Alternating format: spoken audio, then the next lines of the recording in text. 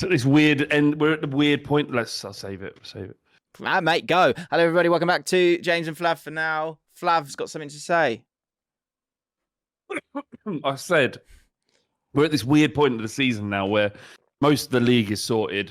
It's all just a bit indifferent to it all now, and the sooner we get to the playoffs, the better. The Champions League playoffs. No, or just playoffs in general. Oh no, just the playoffs, the proper playoffs and the championship. Sure. Because even the first leg of the Champions League, you're like, this is boring. This is a chess match. I don't want to see a chess match. I want to see blood and thunder. I want to see blunder. I want to see crunching tackles. I want to see desperation and heartache. I don't want to see a chess match like that Real Madrid. That Real Madrid Man City game, you had all the people going, "Oh, what a lovely tactical masterclass! Look at the way they defended and cancelled each other out. Fuck that, boring. Get off my TV. Yeah. Let me see Millwall versus Blackburn. Yeah, let me see Southampton versus Nottingham Forest. Proper football. Let me see Everton versus Brighton. Proper football. Not all this tactical masterclass bullshit. It's boring. Get it off my telly. Hit the diag, for God's sake. Just smash it long. Just hit the corners. Turn around. That's why I've got a lot of time for Sam Allardyce. Yeah. He's not a tactics nonce. He doesn't sit there not like wanking one out to like coaches' voices or whatever it's called. Oh, good. Oh, this guy knows what he's talking about. He can move some counters around the board. Hey, come on. Don't have a coach's voice on this podcast. It really was a severe battle of relationism versus positionism of Ancelotti's side up against Pep Guardiola's rigid tactics. Gosh, boring though, wasn't it? Found him out a little bit. Ancelotti found him out a little bit. Is Pep? It's been about 5 years since we said this. Is Pep a fraud? Is he losing touch for the game? Do you think? Yeah. Has the game passed him by? That was Mourinho, wasn't it? Mourinho, the game had passed him by, hadn't it? Well, just on that, he's been linked with PSG, Jim. That's going to run out of people, aren't they now? I think he'd have a great time. I think it'd work. I'd love to see it. I'd love to see it. I was at an event yesterday, and the amount of times the words vibes and cooked came out was phenomenal. And I would suggest that Mourinho is, So someone was saying, the Arsenal season was just vibes, pure vibes, and then the vibes stopped when Man City beat them. Who said that? That's worse than my punditry. Mine's bad. Don't worry about that. But I do feel like Mourinho is the vibes choice for PSG. Maybe that's something that they've not really done. They've not gone down the villain route. I need an arsehole. In my life. As a footballer, like, you don't want polite managers. You want arseholes. Yeah, we're low on arseholes. We need arseholes. Like, Jose back at PSG would be a dream, an absolute dream.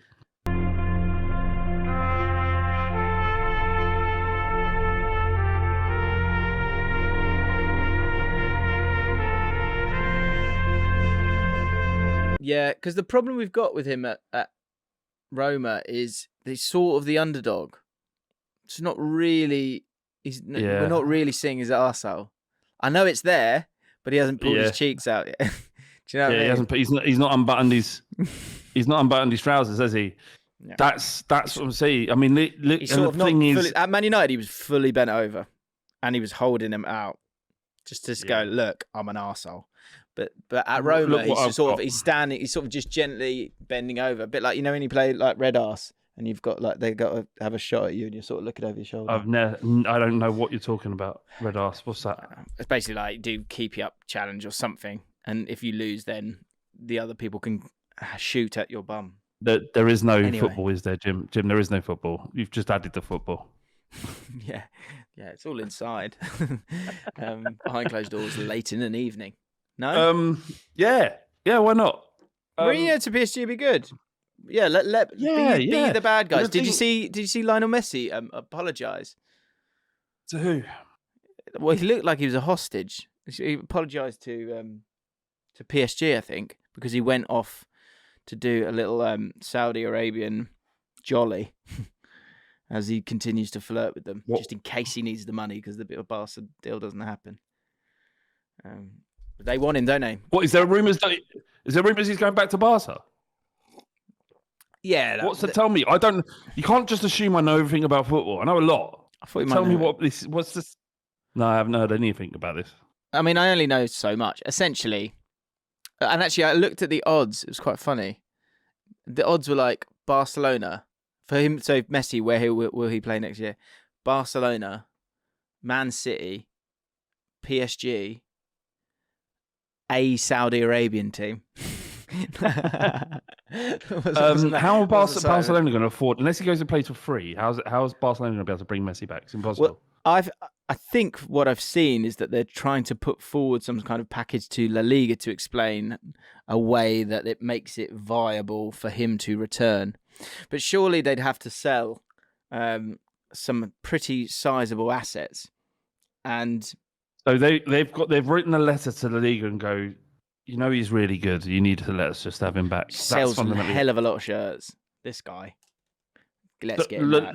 That would be if they let La Liga have been the strongest. It's the strongest FA in world football because they've said to their money bag clubs, you can't continue to operate the way you are, and this is what's going to happen if you do.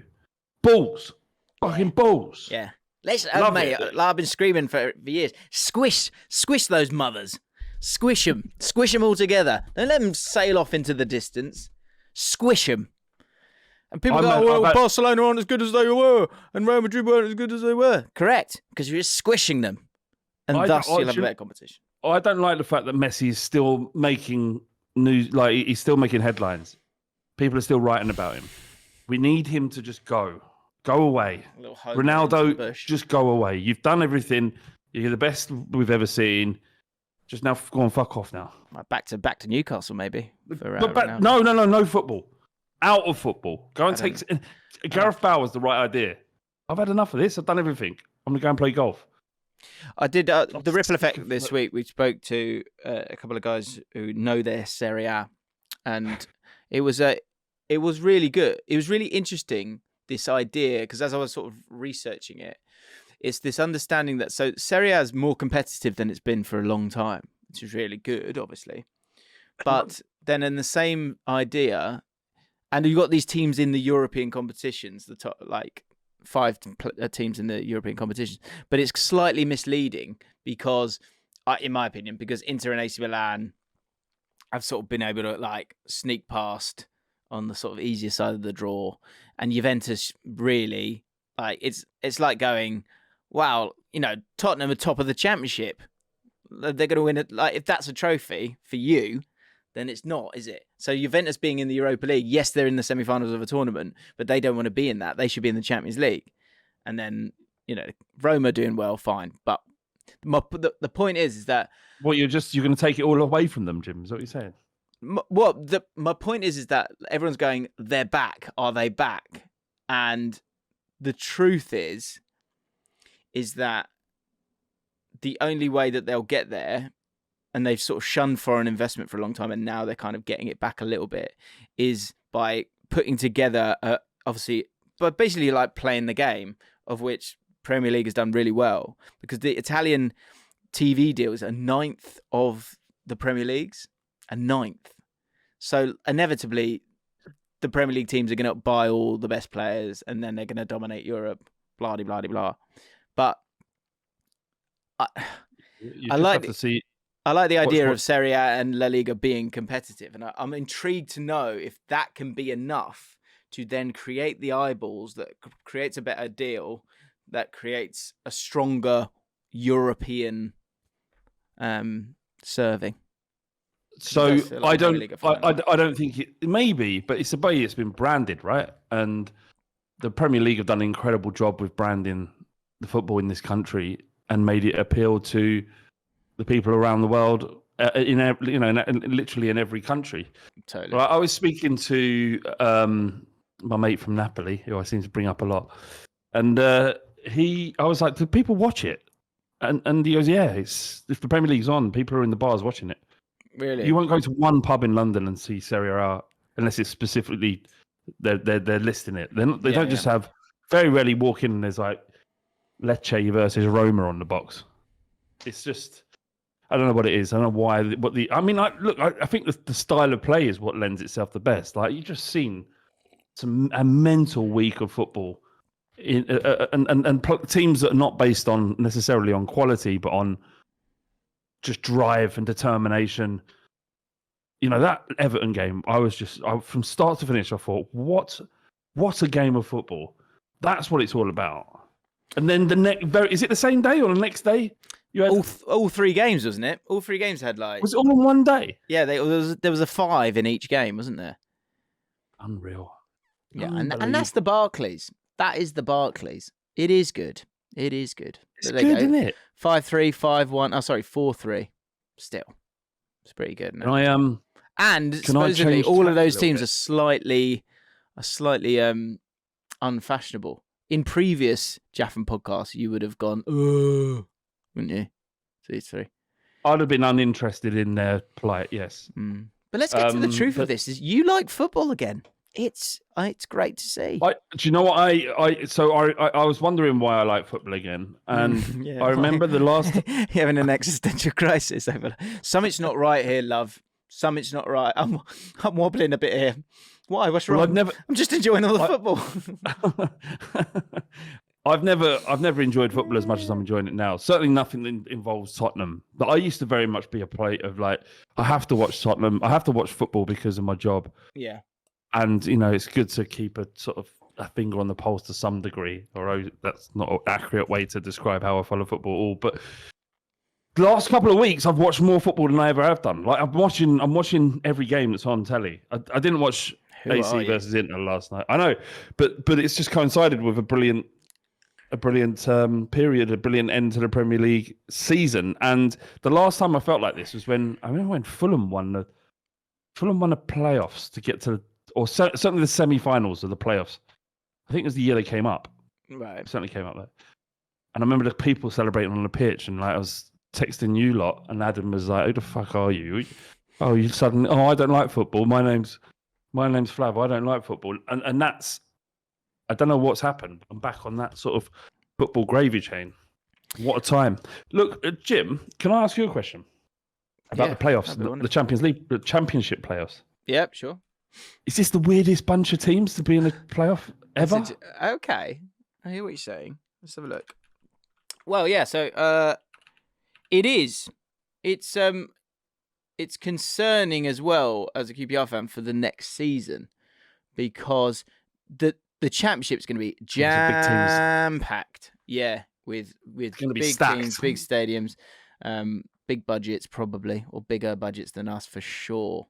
And so Luton, I mean, Luton totally deserve to be in it. I've done some stuff for Sky this week with the guys from Not the Top 20 podcast, and it was interesting. They basically predicted the bracket, and I won't give it all away, but what I will say is Luton. When you say predicted the bracket, you mean who's going to play who in the first? Yeah, so who will make it through the semi-finals of each of League One, League Two, and the Championship. And tell me about Luton, because I don't know. I was surprised to see them up there. Like Luton Town, in and around these positions, reminds me of being a kid and looking at the league table as a child, and Mitchell Thomas, and thinking, Mitchell Thomas, who is that? Mitchell Thomas is a right back who Spurs signed from Luton. Okay. And I think Luton at the time were in the what was the Division 1, the top division. Yeah, I think they snuck in there in the late 80s, early 90s, didn't they? Yeah. So what has happened there? Is it the geezer back? So is the manager the geezer who fucked them off to Stoke? Has he gone back again? No, no. Okay. So what happened was Nathan Jones went to Southampton.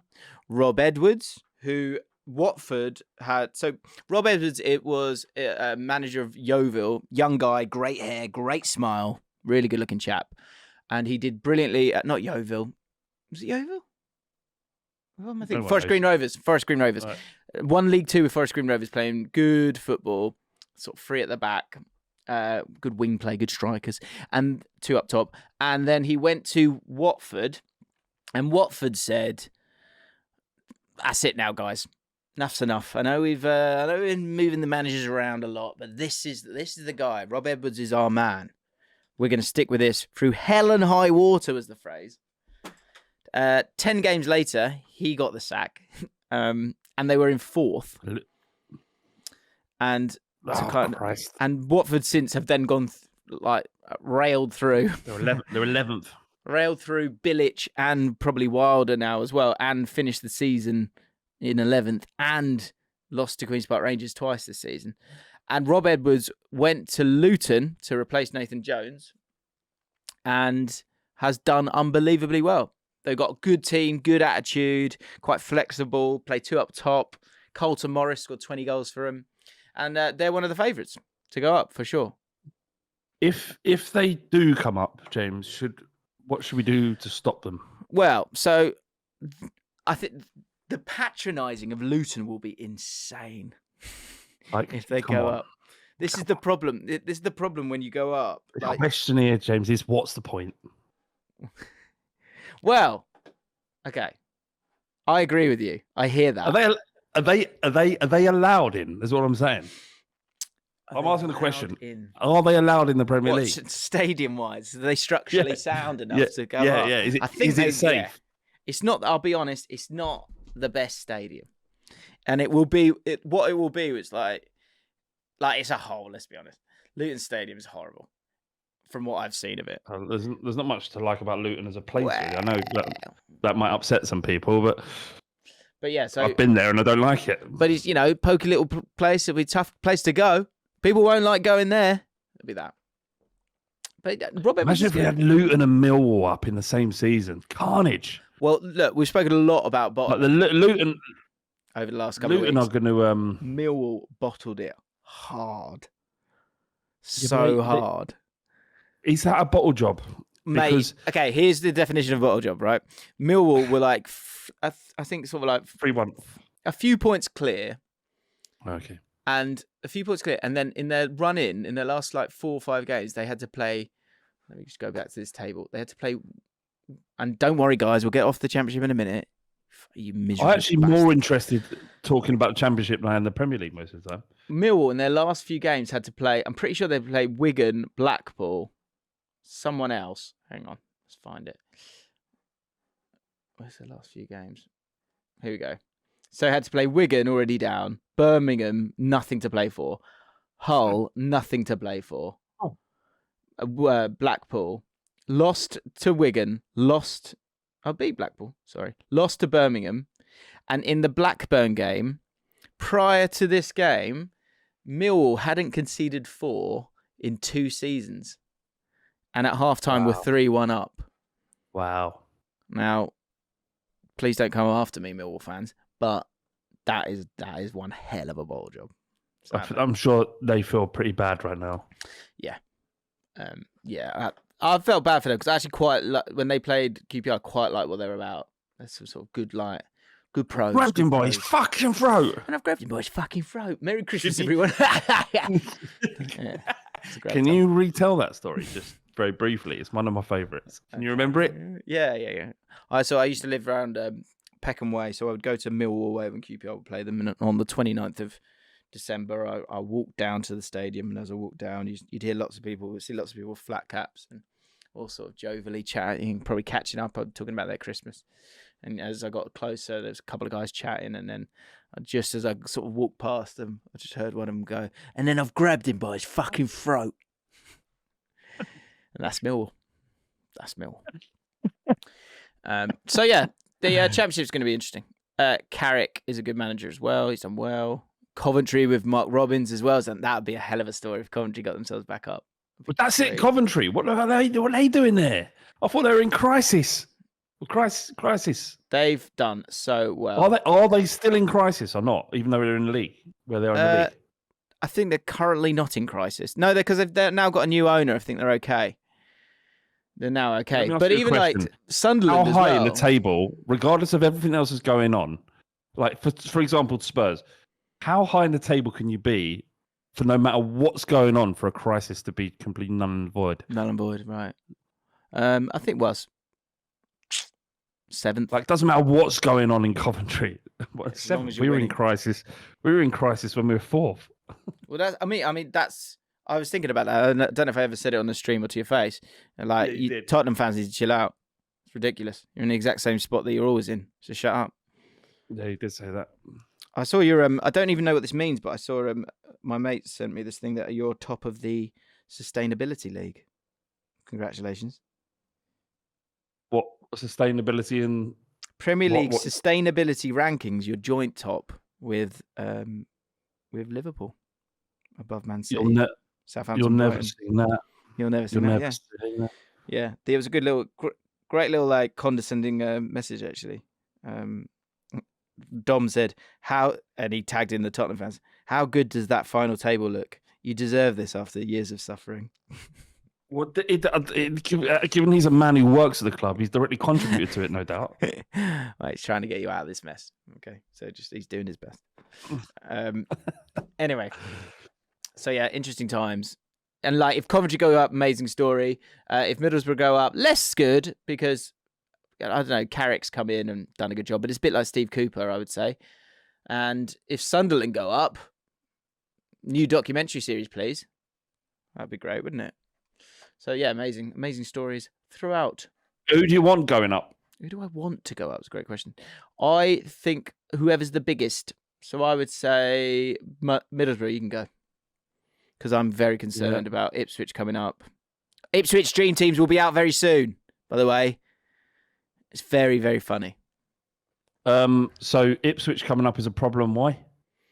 Because they've got lots of money and a good team and a good manager. Are they a good? Scored 101 lots goals. of money. Wow. Yeah. Oh, yes. See, the EFL, it's interesting. It's an interesting place. Right. Some big teams in there. Norwich, Watford. And teams going Blackburn, down, that's the Sunderland. thing as well. That's the thing. Teams But you going could down. have. It would have been great to add Everton to this championship. Yeah, I don't know The who I thing want is, to go what down do you- based on that. Well, Southampton are down. They'll be top 6, obviously. Yeah, it'd be interesting to see who they would sell and who they would retain. They've also got some players that they've got out on loan who would come back. Would be interesting. Leeds would do really well in the championship because they've got a lot of young players. And Yeah. keep a lot of them. I don't. There are a few players that would be picked away. You know, Bamford will probably bag 25 in the Yeah, championship. he'd probably stay as well. Yeah, Leicester coming down. That's going to be an issue. The Leeds. I've got a comment on Leeds. We were talking about Big Sam last week. Tell him Uncle Sam's in town, and he did all right there first game. A little 2-1 defeat. Yeah. Do you know? He said before the thing, he was saying, I can live with. I can live with Guardiola. I'm Guardiola's, equivalent. He's my peer. He's not my superior. And then after the game, he was like, they're bloody good, aren't they? They're bloody good. Those little scamps. Couldn't live with them. Couldn't live with them. Lewis said, the second I saw, this is the top comment last week, the second I saw the Big Sam news breaking, I just imagined every single Leeds fan in unison saying, I can't do this anymore. It's the happiest I've been all year. Now, the replies I thought were interesting because Bobby said, we're going down under Gracia regardless. At least we have some sort of chance now. And then Tidder said, what's worse is that we're all rather happy with the appointment. Amazing, isn't it? It's sort of like makes sense. That's why they're happy with it, because it makes sense that they're in their dire situation. This kind of makes sense. Yeah, but that's true. What they should have done is appointed Roy Hodgson. Look what he's done with Palace. Unreal. Unbelievable. Should get so much credit. Got so much stick when they hired him. Vieira's fine, and I think I said it as well. Is that Vieira's gone through a really tough patch, like 10 games against top 10 opposition, but these are winnable games. Palace. He's only won one of his last 4. Doesn't matter. Got go, isn't he? He's got go, isn't he? No, Flav, have a look at that. He's got go, isn't he? No, he's not. The game's passing him by. He's old. I mean, I know this story that allegedly, this was alleged, that Roy Hodgson, his kink is into having prostitutes in a room while he sits naked reading a newspaper, not looking at them. Just what I heard. Right. Daily Telegraph, though. Reputable.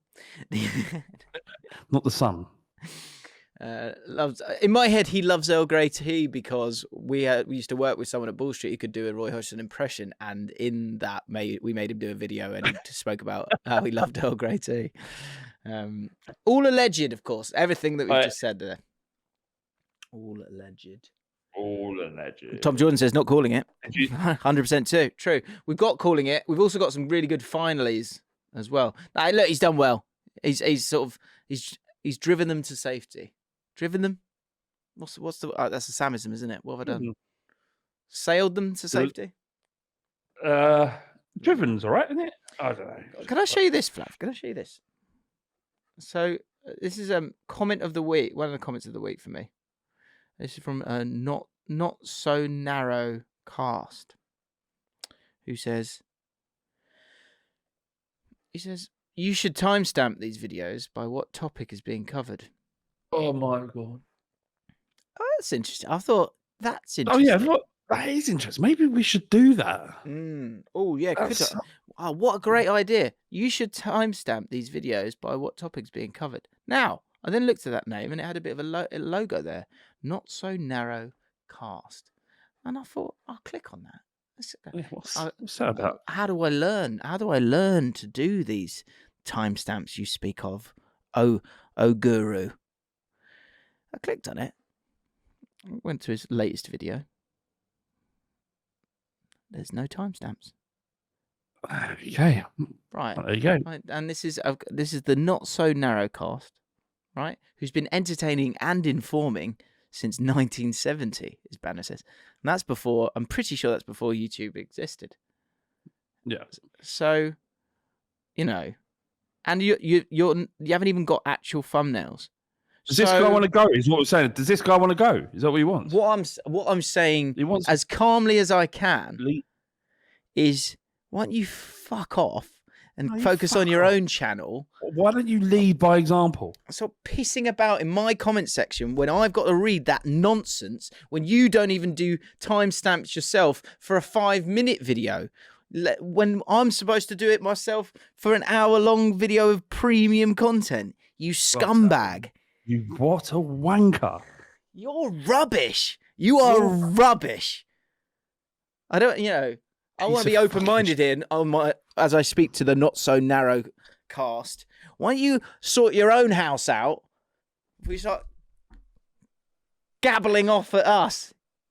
You idiot. You fucking arsehole. Lazy Piece of... Let's have a go at let's chat to everyone else and tell them about their content. Fucking do your own chapters, mate.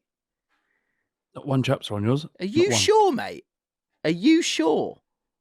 Entertaining and informing. Yeah, you're certainly informing us. Why don't you inform yourself? Anyway. All right, leave it, James. Leave it. I just thought it was important. Yeah. Leave it. Move on. Yeah, he's been told. He's been told. 1 month ban. I'll see you next season. Honestly, get out of my comment section. All right? The audacity. Don't come and do that if you've not got chapters on your own channel. You egg. Back of the Net says, speaking of far better YouTube channels, gone too far, haven't I? Back of the Net, the AFC Bournemouth fan channel. Some jovial, lovely content on there at the moment, I imagine, because life's great. And one must beware for hubris, Tom. Tom's in the chat right now. Tom said this. He said, I love the Champions League playoff idea. Go back to last week's podcast. We spoke about it.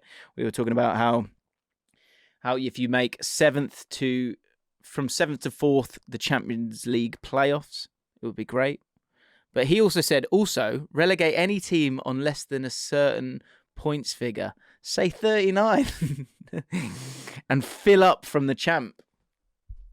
That would be interesting. But it would run away. The top 6 would run away with it. That's you'd be bouncing up and down, Tom.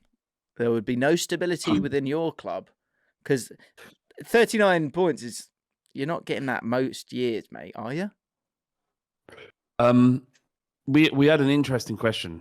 Well, we talked about on the last Bet Victor show. I think it comes out today, actually. The way we stop Man City, because the likelihood is they win 5. This will be their fifth Premier League in 5. Sorry, 5th and 6th. Is that right? They've won 4 and 5. Yeah, Yeah, Liverpool won 1, didn't they? Yeah. So, and that's too much. That's a monopoly. That's Scottish levels, right? Celtic or Rangers. We need to stop Manchester City. That's what he's saying. Right. Yeah. Well, look, I mean, I'm happy for Man City to continue to do what they're doing if they're beating Arsenal. But generally, for the betterment of the sport, if Man City just don't win it every season. And even when Liverpool won it, it was like remarkable because they've managed to beat this Man City points haul. Yeah.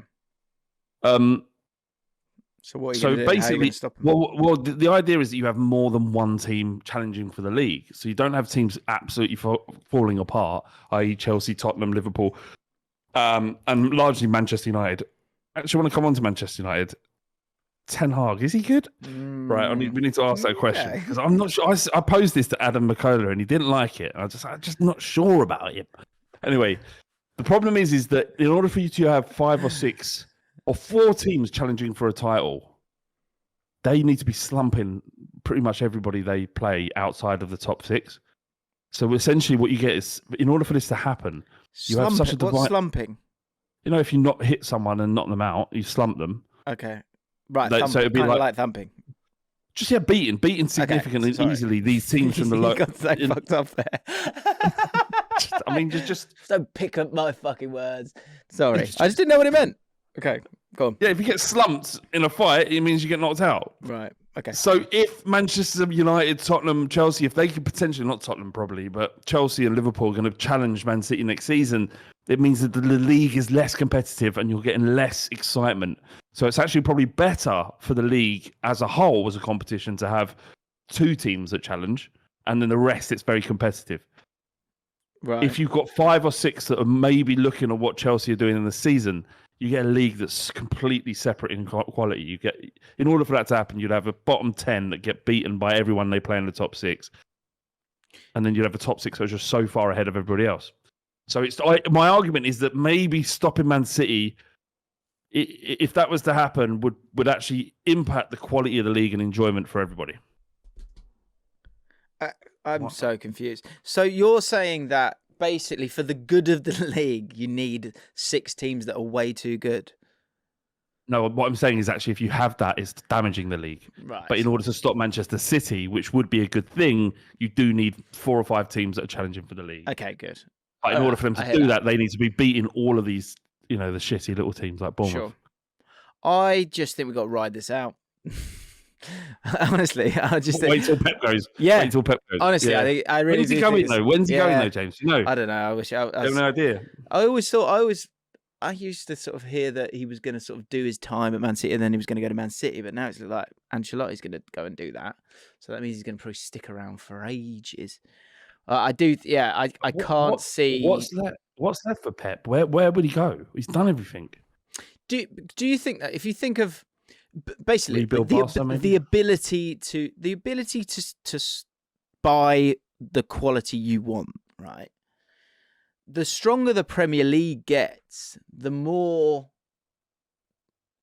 teams there are that are capable of generally doing that in terms of what they want. And I think in time, like the Haaland signing's not great, but I also think De Bruyne won't be this great forever either. De Bruyne is probably more important than Haaland. Agree. So I agree completely. That's a good question, actually. But they would find another one. They would find another one. Not De Bruyne, but they would find someone, and Pep's so good that they'd just create a system that would work without De Bruyne. It's Pep's a problem. Pep's a problem. Haaland's a problem. De Bruyne's a problem. De Bruyne's a problem. Diaz is a problem. Here's a question: would you rather? Rodri's a problem. Rodri's so good. Yeah, but Rodri's, he's still playing in a sort of steady Eddie position. I know he's amazing, yeah, but in terms of getting you over the line. When it's like players that will just get you over the line. That is the difference in football most of the time. That's why, it's about Messi, it's about Ronaldo, whoever. Would you rather have Haaland know that you're going to get 6 years and you can have Haaland from like now, or you can have De Bruyne for another 6 years and we make him 26. Who would you rather keep? Yeah, De Bruyne. De Bruyne. Yeah. Yeah, because you're going to score goals. You don't need all of Haaland's goals to win the league. You need half his goals. You know, he's scoring hat tricks every other week. He scores 1, 2, and he wins the game. Okay, we've got a comment, guys. Swinter says KDB goes missing for half the season and his teams still succeed. Goes missing. He doesn't go missing. He doesn't go missing. He might have some 6 out of 10 games. That's a horrible take. That is a horrible take. He doesn't go missing. He gets outrageous amounts of assists every single season. Swinter, you've had it. That's how many assists has De Bruyne got? Jim? Let's go have a look. I've got a question for you after that. A direct question after that. In the chat, who's more important? Who would like that? So that idea, you get 6 years of De Bruyne or 6 years of Haaland. You can only have one of them. Who do you want? Because the point I'm kind of making as well is that De Bruyne is what, 30? How old is he? 31. Okay, so he's probably got a few years left for sure. But here are his numbers. Is that Premier League? Where's assists? I want more. All right, he has had. That's not good. That's not a good one. Stats. Here we go. He's got 16 assists, which is the league highest, right? This how much season, does Saka have? Yeah. Do you know how many Perisic has? Assists. Do you know who Perisic has this season? 11 assists. Yeah. Really? Got 11 assists and 1 goal. Spurs are so weird. You know, last year at the end of the year we did like a what did we do? We did like unsolved mysteries. There's so many Tottenham unsolved. Like how are you where you're at? Like I don't get it. Oh, we're not. Where are we? We're 7th. We're worse than we've been in years. But you've been like terrible. Do you know, just quickly on Ten Hag, I'll let me take goal difference. Goal difference says a lot, doesn't it? That's all I'll say. Goal difference. He's been there all season now. He's had a whole season. Have they moved forward? I don't know if they've moved forward. Man, are they getting lucky? Are they lucky? Are they getting lucky? I think that's a fair comment. Man City plus goal difference plus 58. Arsenal plus 44. Newcastle plus 32. Man United plus 8. Fortunate. I read somewhere that Ten Hag compared to Solskjaer statistically is a worse manager. Really? Hang on. I don't want to just throw it out. Big season from next year. Big old season. Big old. But how? I mean, the thing with Manchester City, and this is something that Adam said, but I'm not nicking his point because we've talked about it a lot. If they get bought out, their financial wealth will be unrivaled by anybody in the world ever. There'll be no richer club, and there will never be no richer club than Manchester United if they get unlimited wealth from Saudi or Qatar, because their revenue is so high. So they will become just a different beast. And actually the shift between, financially at least, there will be a shift, and Manchester City will probably overtake Man United will overtake City. I mean, if Ten Hag is the man, they hope he is. That's the question. Just to finish on that thing of what Tom said. So basically, according to his rule of if it was 39 points, and Tom said, let's not speak about goal difference. Look at their goal difference. Bournemouth's goal difference. It's amazing. Minus 30. What is it? Minus 30. West Ham, Forest, Everton, Leicester, Leeds, and Southampton would all be going down currently. Tom shouldn't be giving it big uns about doing the double over Spurs. He should be apologising for staying in the league. Minus 30. He didn't do the double over Spurs. They lost to you. Didn't he? You beat him 3-2 last minute. That's true. Yeah. I forgot that. They beat us at home. But he was giving it. He has been, Was he giving it large? Has he been getting? I love that phrase. I did give it large.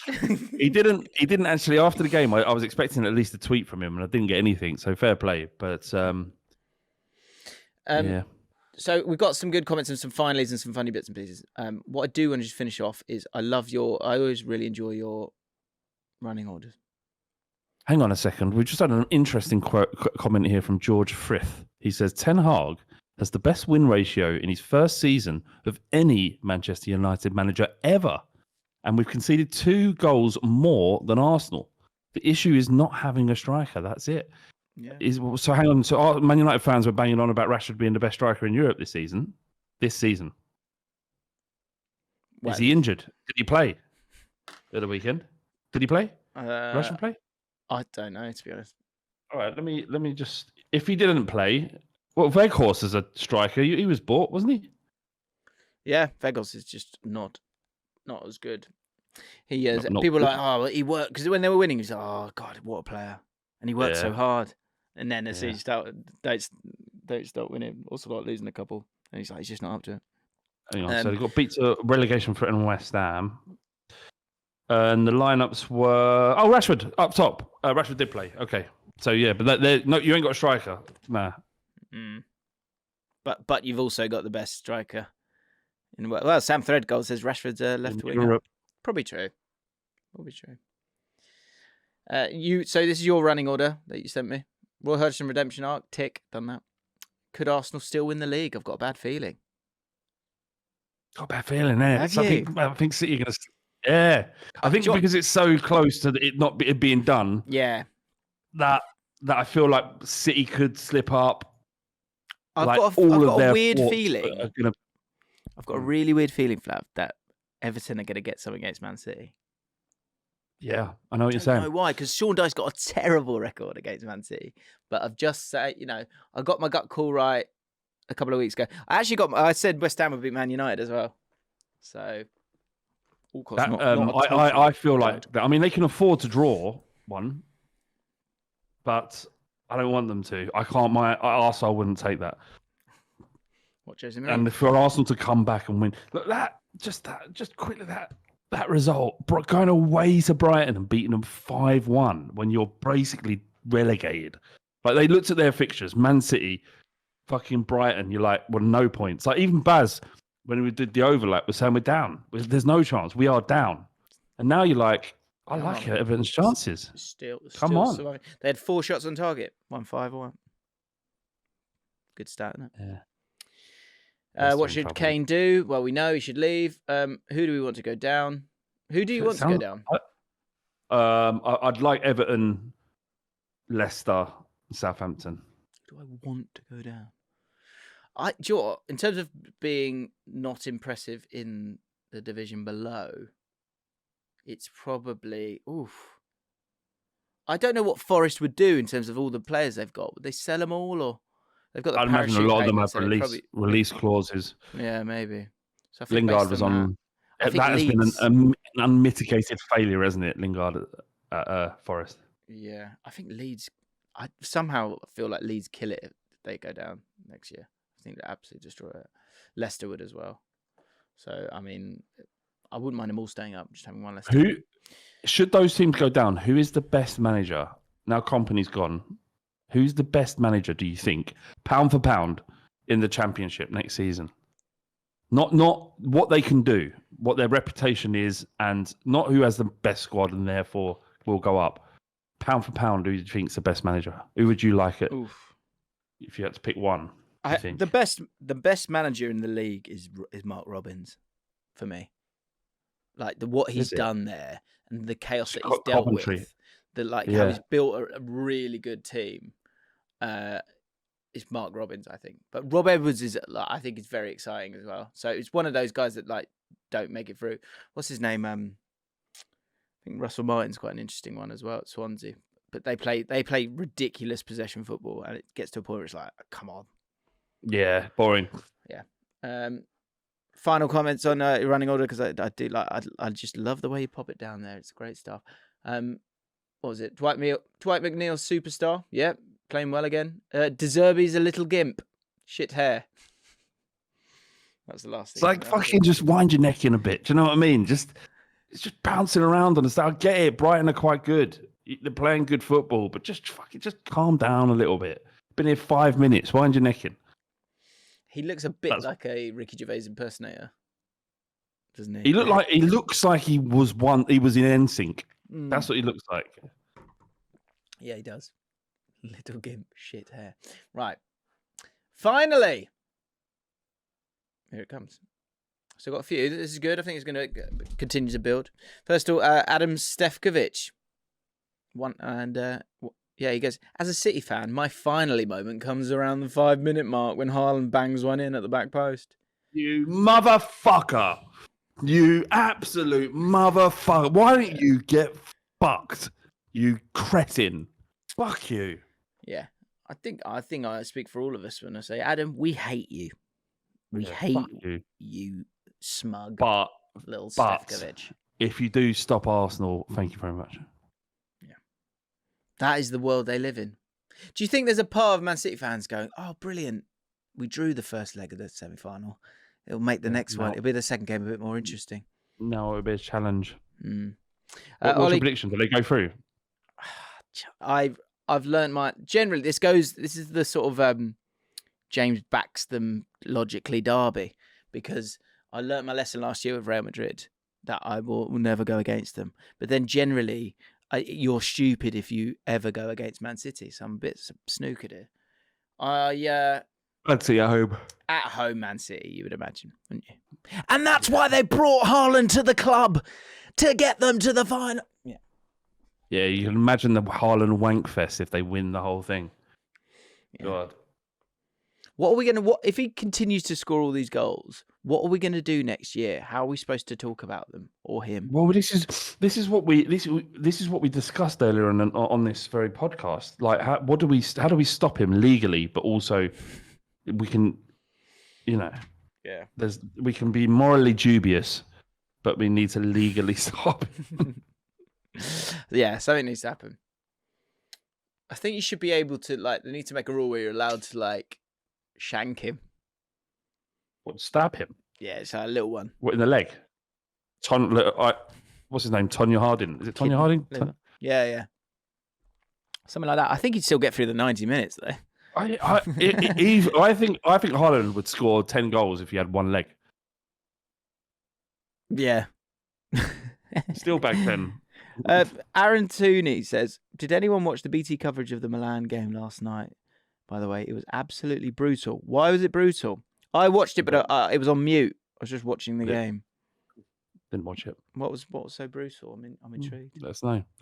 Bit of light shanking, yeah, Gis. Is that really that big a deal? Ollie Carter, finally, being a 20-year-old Forest fan, constantly living in the shadow of glory years I never saw, whilst never really challenging for promotion in my lifetime. My finally moment was seeing us get promoted at Wembley with my dad. Lovely. So many Forest fans got that moment of finally seeing some success, having simply been told about it our whole lives. But this comes, I put this in the running order. It kind of fits the Luton point. The horrible thing about going up is you then sort of look at the mountain in front of you, and it's like, but you'd rather go up and get relegated than never go up. And they may not. Yeah. They may be able to have a miracle season. And look at Fulham, look at Bournemouth, look at Brighton, look at Brentford. Indeed. With the right manager, you can find a way through it. And mentality and togetherness gets you a long way in the first season. They don't keep you up indefinitely, but you can stay up with a bunch of players that are pulling in the right direction. Mm. Aaron said that Rio Ferdinand was on about the noisy stadium for about an hour. All right. Okay. Because both teams are at home. Do you think that might have been right? Got it. I played at Anfield yesterday, and Robbie Fowler. Yeah, how'd that go? It was it's amazing. It was amazing. I got a cheeky assist, didn't I? Buzzing with that. We won. Clean sheet as well. Who when you say we, was it creators thing or did you... It was so rare. So it was a lot of so rare creators, and then myself and Loz. What's so rare? So I've done this, haven't we? Yeah, we did this last week. It's not for me, is it? It's not for you. I just don't think it's for you. It's so it's like fantasy football, but it's also. Oh, that's it. Yeah, we've done this. Well. We've literally done this. Yeah, go on. But do you know what was good was it kind of wasn't good, but whatever. Was that so? Robbie Fowler and Emil Heskey came down to manage the teams, which often happens on these sort of days. When I was at Tottenham last year, it was David Howell and Mickey Hazard. Yeah. And I'm not sure they were bothered about being there. I'll be honest. And anyway, they came in, and Emil in particular was not, just couldn't be asked. And they kind of come in, and they then sort of have to do a bit of a speech. And Robbie Fowler told us to enjoy it probably about 16 times because he had nothing else to say. And then it went quiet, and there was about 20 seconds of utter silence with like 22 people there and those two, because no one was really sort of like comparing it. And then you had those two, and it was just excruciating. And just Robbie Fowler, just, you know, like I said though, guys, just enjoy it. Let the ball do the work. James, did your inner sort of presenter / producer wanted to jump? You wanted to jump up there straight away, didn't you? Yeah, massively. Just to kind of like, let's get through this, guys. I would have been looking at it going, this is great. Look how awkward it is. It was horrible, man. And I was like, do I, you know, when you're like, do I step in? Does someone step in? Loz said something quite funny. I can't remember what it was, and sort of broke it down a little bit. But the thing is, as well, you know what I'm like with football, and I don't want to organise it, but it's also killing me not to organise it a little bit. Yeah. And so, like, because our team, we were literally about to go out, and our team we hadn't decided who was playing where. Oh, and I didn't want to. That wound you up. I was like, oh. And I was like, because I want to know where I'm playing. I want to know that I'm playing. But I don't want the responsibility. I don't want to be the guy. You don't want to be that guy. Yeah, so I did well. I sort of stayed out of it. Where did you end up playing? Did you get centre mid? Well, I started centre back, and then centre back. Yeah, but we sort of had a lot of time on the ball, so it was good, and we sort of ran it from there. And then I sort of went. I let them sort of get a bit tired, the centre midfielders, and go, "Can we swap?" And then I was able to have a bit of fun in midfield. Who's the most famous person there? Robbie Fowler, probably. Well, apart from the footballers, like what influences did they have? Probably Loz, I would say. And then John Nellis, who's quite a big deal in the Sorare community, I would say, as well. But it was a great day. It was a wonderful day. Why did I bring that up? I can't remember. Oh, that was, Robbie Fowler. He just kept saying, enjoy it. Yeah. And Emil Heskey does it. There was a moment of like, sort of pause, just because so there was a white team and a black team, and Robbie Fowler was managing the white team and Emil Heskey was managing the black team, and I thought to myself, swap that round. And someone. And Emil Heskey hadn't really said anything. Robbie had done his enjoy it speech, and then it sort of, obviously you kind of go, okay, Emil, your turn, and Emil goes, let's just smash the whites, and all of us just sort of went, okay, that's brilliant. I love it. Yeah.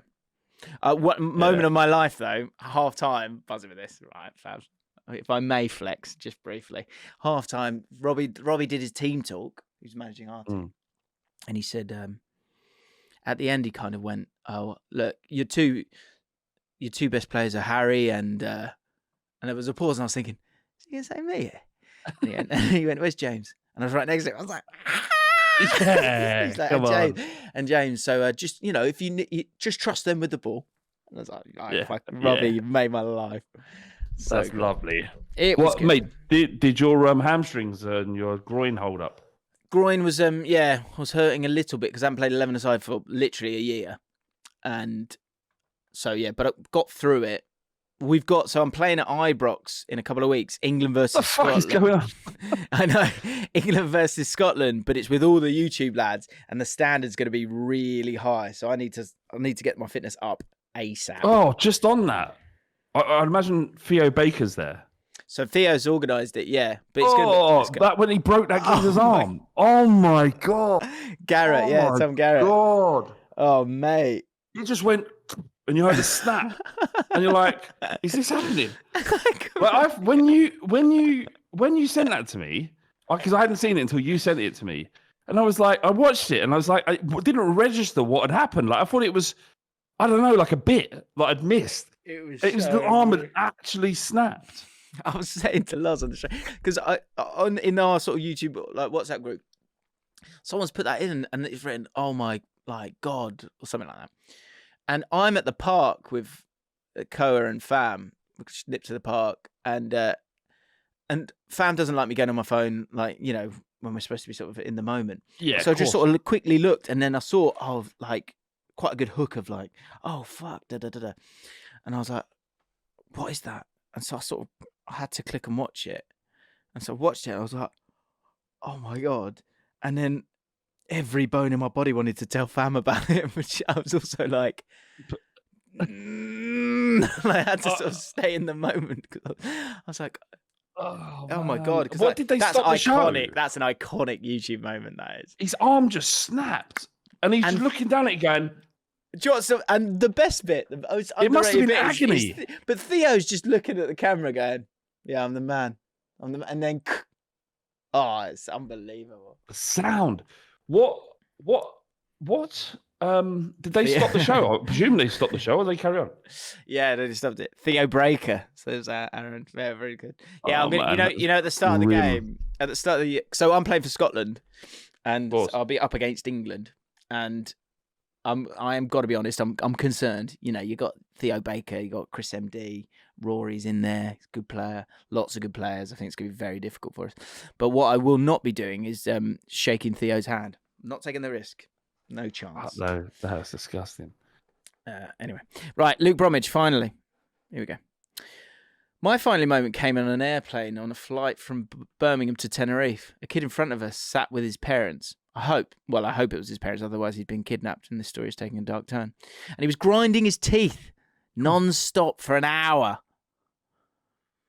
It was unbearable to the point that strangers were looking around and gesturing to each other to tell him to stop. After around another half an hour, the woman sat with him, hopefully his mum, said, "Archie, will you shut the fuck up with that?" To which a group of people, including myself, all sat back, let out a deep breath and thought, finally. That's the end of it. Unfortunately, the prick carried on later on, and the flight was shit. But for that brief second, I had my finally moment. What's this one? Oh, the W. I had this moment.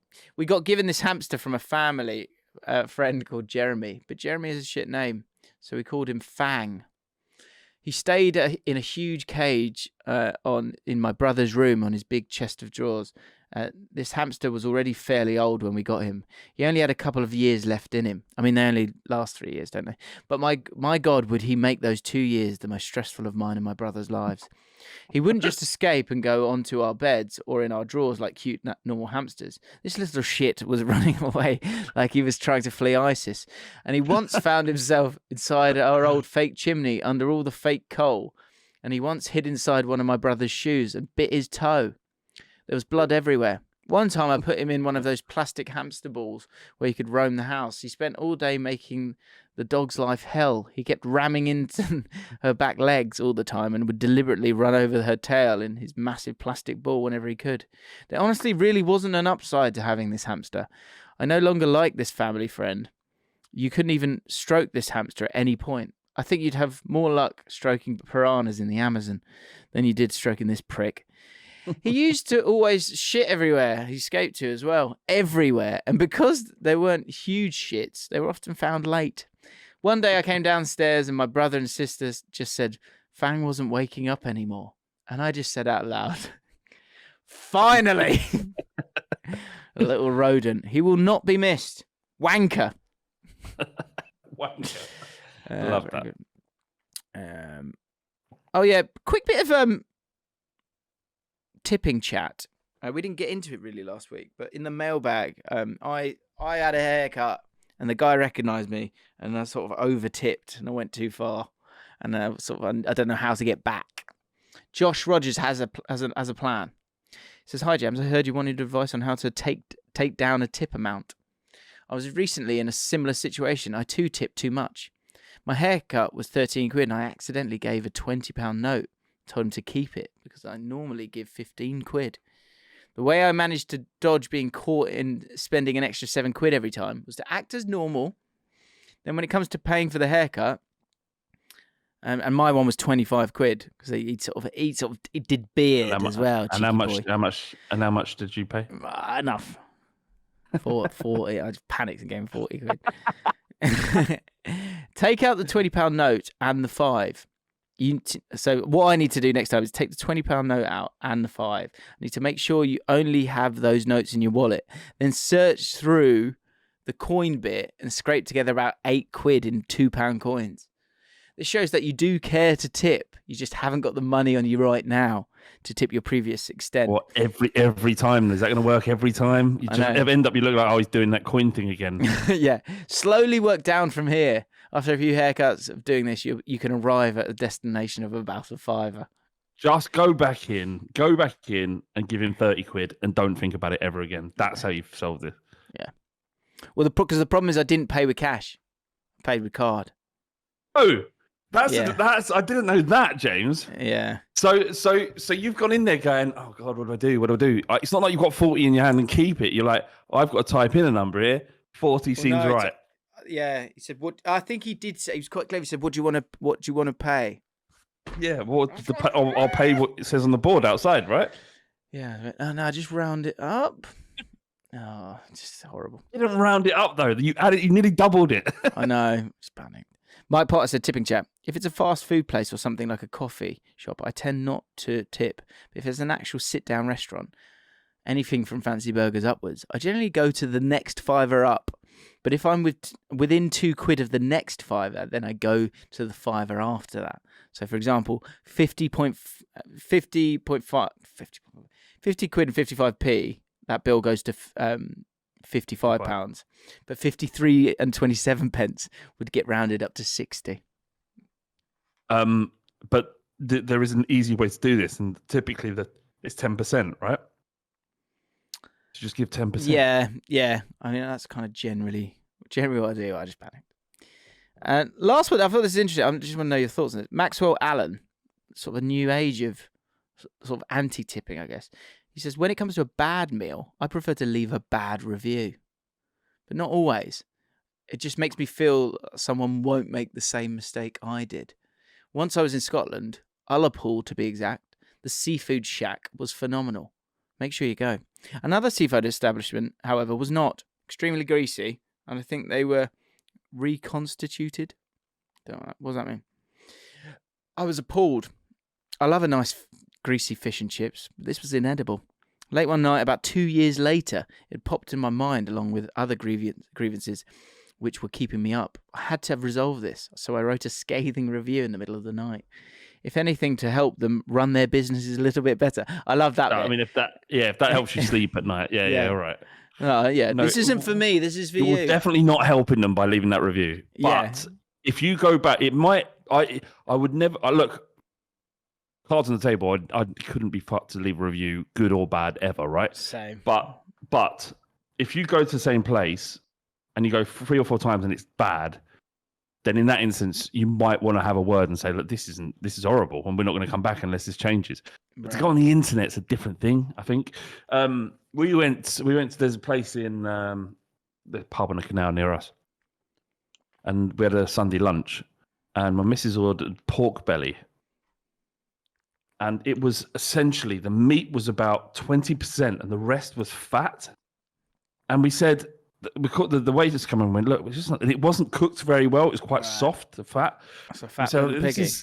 We paid obviously, it was like 17, 18 quid for a roast, which is quite a lot. Yeah. Certainly around here. And if you're paying, your money's good, so then surely the meal should at least be edible. Well, this wasn't edible in this part. And we said, can we just, we don't want to complain, we don't want to send it back. Could you just bring out some more pork belly with meat on it this time, not all fat? Yeah. Came back and went, here's some more pork belly, exactly the same. And he went, the chef has asked me to remind you that this is pork belly. It is fatty. And you're like, I've been on this planet 41 years. I understand what fucking pork belly is, you cunt. Sorry. Just why come back with a message, the passive aggressive message? My money's good. Why isn't your pork good? Do you know what? The waiter's made a mistake there. Because what he needs to be the buffer. Be the buffer. Be about this is a 16-year-old girl, by the way. Right. But as the take, all right, so that's not fair on her then. But you could have just left it. Anyway. Just give the pork and don't pass on the message. Yeah. Be the mediator. Be the mediator. The mediator. Good work. Thanks. Good work. So, he left a review. don't know how I feel about that. Last thing. Yeah. Sorry. 2 years later as well. I want to finish with Thomas Martin's talking down an erection story. So I'm going to skip quickly to the calling it from last week. Remember the calling it from last week? Ross yes, Baker. Of course. He sent me the photos. Well, and, So that's it. So here are the pics. Can you share your screen so I can just see this bit at least? Yeah, sure. Here's Ross. So he'd sent me those pictures, and the important, focus in on the face here. Okay, Wonderful. This is crucial. So here he is, and there's a few pictures actually. Look at him, little charmer. He's thinking of having another go at this paramedic. He might try and cheer her up because the boy's on fire. Yeah. You would have heard last week. Sorry, smiling. All of what he said last, and I get what he's done. Like, people who don't know, go back and listen to this story at the end of last week's podcast. But he added details enough to make it seem mental. But it's all true. Well, yeah. So, and here it is. This in the this article here. That's not him. That's Neymar. Yeah. But so I did want to actually get it done. So if you see his face here, what's important is I then went and found the comment from Ross Baker, and look, there's his face. It is him. It is him. It is him. Right, that's good. Good detective work there. Thank you. There's Ross. So one of the best calling it stories we've had for sure. Right, and able to back it up as well, and that face is the same face. So no spoon needed. No spoon needed. The only thing you can't ratify is the stuff about the threesome and the arcade and the swimming in the swimming pools. Yeah.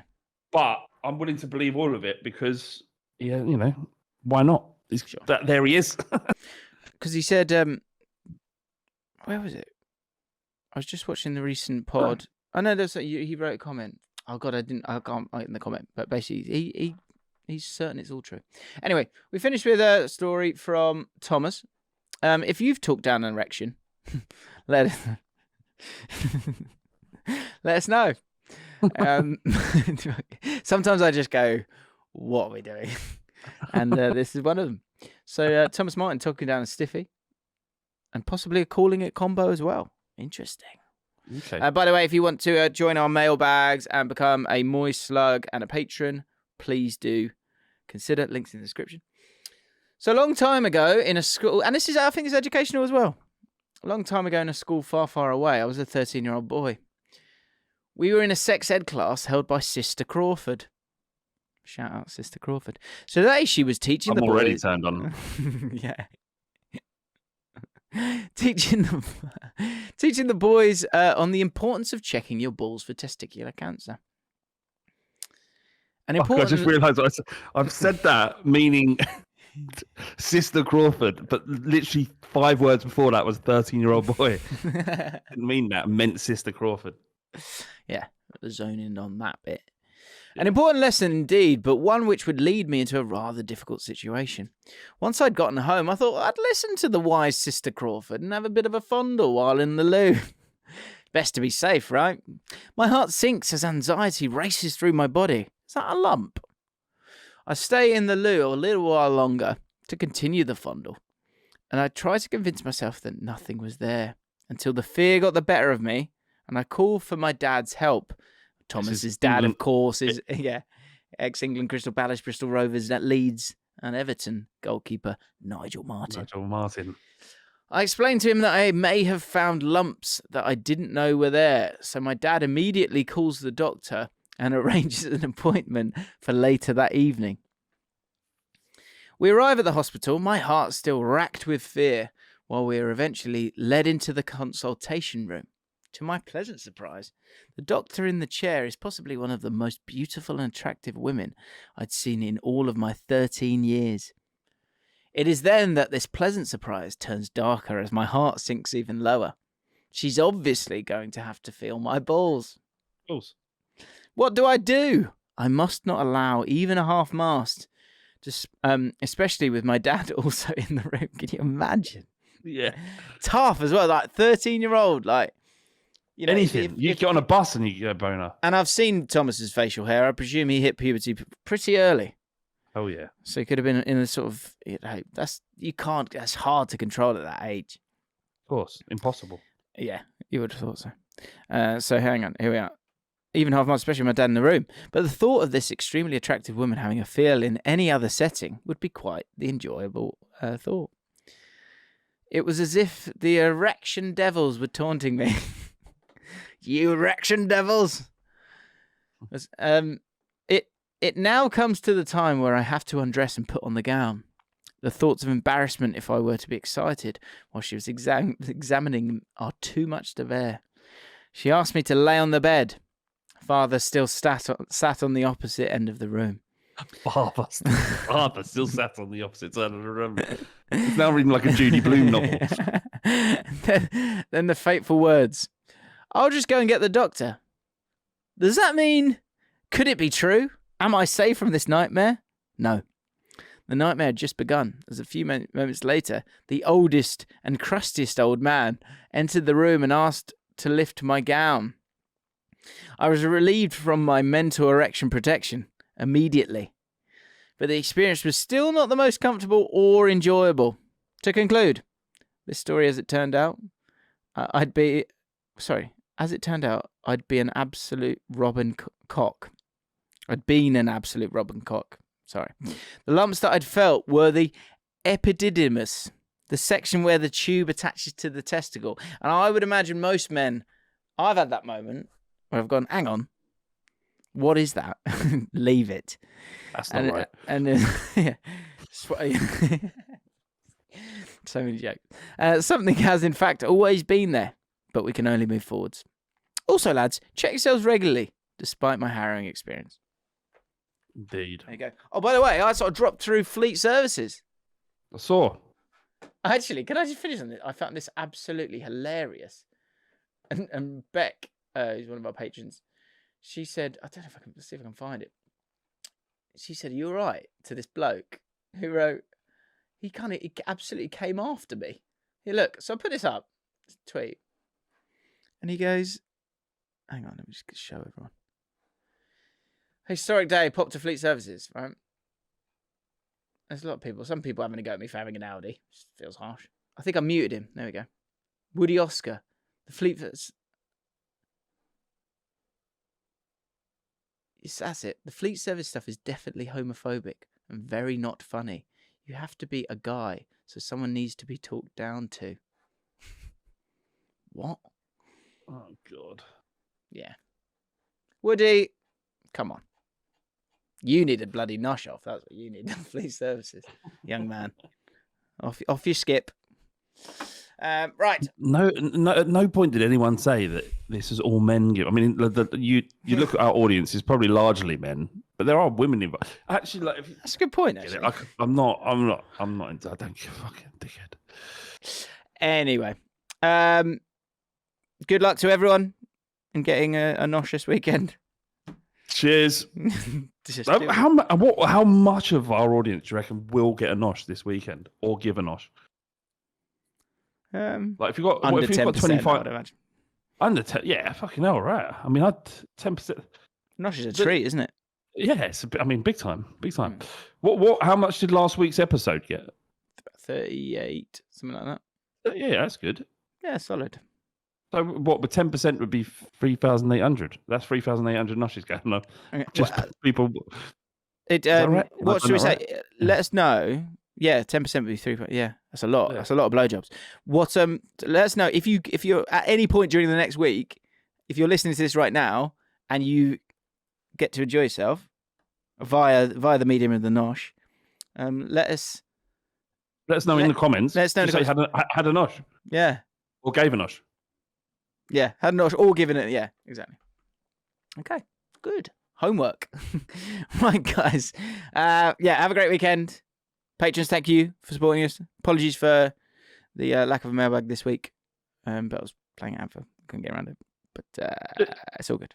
It's all good. Cheers. Cheers. Bye-bye.